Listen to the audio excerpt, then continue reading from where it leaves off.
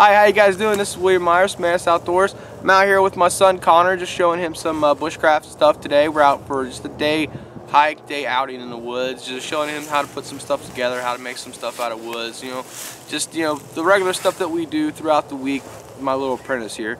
So what we did today is, it's about lunchtime, so we're getting ready to eat. We brought some stuff out in the woods with us that we want to share with you guys. It's stuff that I bring with me on a regular basis, and the reason why I do, I always make sure that I pack some sort of calories in my haversack or whatever. And with that being said, I want the most bang for my buck. The whole rules of three thing, where you can go 3 weeks without food, and some people put food way down on the list on their survival priorities. That's going a little bit too far. You can live 3 weeks without food. Try it. It's definitely not fun. I've done experiments on myself to where 3.5 days is pretty torturous. Day one, I'm hungry, but it doesn't suck that much. Day two, I'm really hungry and starting to get a headache, a dull roar in the back of my head. I'm grouchy. Day three, I wake up with a splitting migraine, very, very hard, pounding migraine. When I stand up, I get real dizzy on day three. I've done this several times, so I know it's just not that one time. I've done this experiment on myself several times. And in fact, there was a group of people with me that were doing the same experiment on themselves. So day three, you're really, really dizzy when you stand up. It's hard to put one and one together and make two in your mind, so that's one of the reasons why we were testing ourselves like that. Put yourself through extremes and see if you can still complete the task that you're trained to do. You know what I mean? We do these drills over and over and over and over and over in our head, and we do them in reality so that when we are under stress or when we are malnourished or sleep deprived, it's just muscle memory to do them. So that's why it's really important to definitely keep some kind of caloric value in your packs at all times. So if something were to happen, you're not going to get 2,000 calories a day, but you're going to get enough to get you through each day, until you're found or until you effect self-rescue. But what we brought today, like I said, is some stuff that I bring on with me on a regular basis, and there's many reasons why I bring this stuff. One, it's fish, canned fish. It's one of the big things that I bring with me. Tons of protein, for one thing. The boy loves it too, so go ahead and grab my fork out, I guess. It's got a lot of protein. There's some fats in there that the body needs. It's nutritious. It's nutritious. That's right. That's right. So just this one can right here is 350 calories. It might not sound like much. That's a decent meal, And that's going to keep you going, definitely for sure. And from all the other stuff that I can scrounge, that I know that's in my head, all the plant material, and then if I score, a possum, raccoon, whatever, groundhog, that just makes this go that much further. So there's many reasons why I do bring this stuff, though. This is wild kippers. It doesn't really matter. Sardines, herring. Got lost for words there. All kinds of smoked and canned fish like this. There's many reasons why I carry it. One, if you take the lid off these things, it's bloody razor sharp. I mean, it's sharp. And there's a multitude of things that I'm going to be showing you guys what to do with just the lid of this thing in a later video. Just having lunch with my boy right now. Two, if you just crack this can, it's full of either oils or water sometimes, stuff like that. That stuff is like a magnet for raccoons, sometimes possums. If I can set up some snares and some other kind of primitive traps and deadfalls and things like that, this stuff is what brings them into my sets, most of the time. It's not 100%, nothing's 100%, but this definitely helps. I've caught many, many raccoons on sets to where I ran out of this and I let 20 sets, but the 10 sets that I put this oil down with is what catches. So what I usually will do is crack this stuff and then put it around my trap and then throw it to the trails, just spray it to the trails and put it generously, not enough that you're gonna waste the whole can on one trap. Just flick it a couple times, and that's gonna get them working that trap. So that's one real big reasons why I carry stuff like this. Two, I think it tastes good. I'm a big fish fan. I like fish.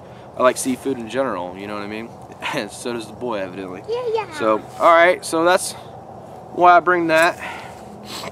Here The second thing that I bring is tree nuts of some kind. I carry a big bag. This is just for me and Connor for a day, but if I know that I'm going out on, like, you know, an overnighter or something like that, or I'm going deep into the woods like Wayne National Forest or something like that, that me and some of my friends go to, where we're pretty far away from anything that walks on two legs, I'll bring a rather big bag of this. You know, and this stuff is just dense, nutritional dense. You know, high caloric value. There's a lot of fats and proteins in tree nuts, and I make my own mixture.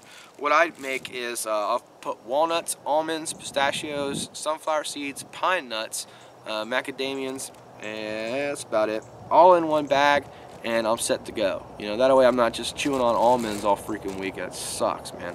You know, I got a little bit of a variety there. So between the fish and the nuts that I bring, and, you know, the odd jerky from time to time, you know, like beef proteins and stuff like that, I'm pretty much set, and I can be set for close to a week sometimes.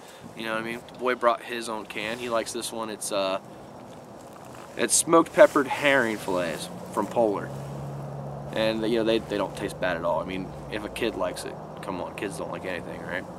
So we're gonna have lunch. Hey, I like stuff. You like stuff, oh yeah. He's actually kind of picky with his food, so I mean, for him to like this fish, kinda. So, so for him to like it, trust me, there's other kids that are gonna like it. You know, the whole stigma that this gets, like sardines. You know, I particularly am not a huge fan of canned sardines. That's kind of getting on the rough end of canned fish. You know what I mean? But these taste nothing like that. But we got some water here and our fish fillets. We're gonna start chowing down, guys. We're gonna show them what the juice looks like. Can if you want.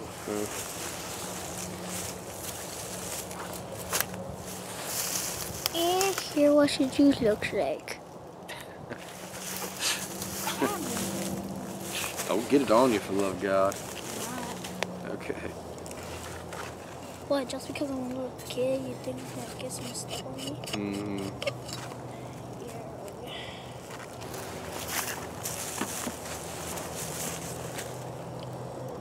Yummy, yum. That hungry, huh?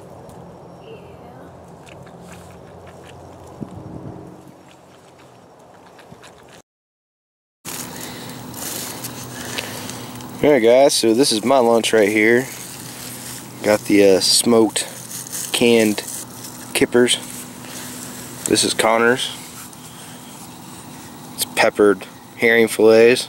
His favorite, I guess, from what he says. You can tell he's already been chowing on it. Go ahead, Connor, you can eat.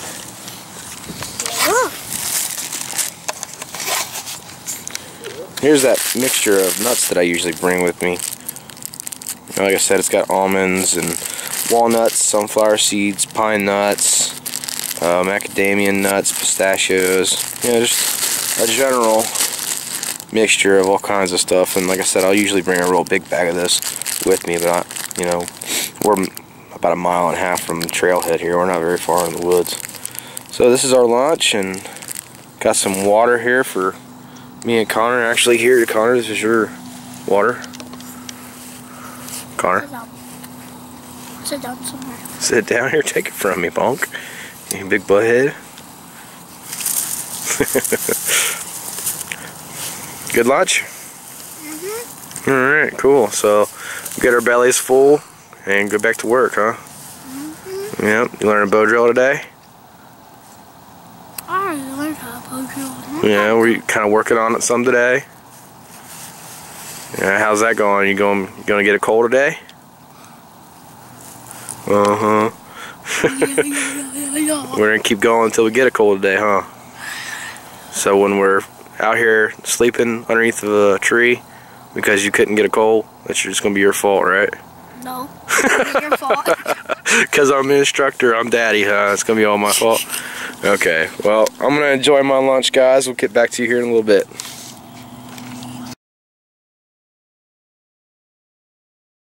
And I make my own mixture. What I do is I make, what are these called? I can't even remember what they're called. 3, 2, 1. Alright, no. Macadamias, yeah. Boo. Couldn't remember what a macadamia was called. 3, 2, 1.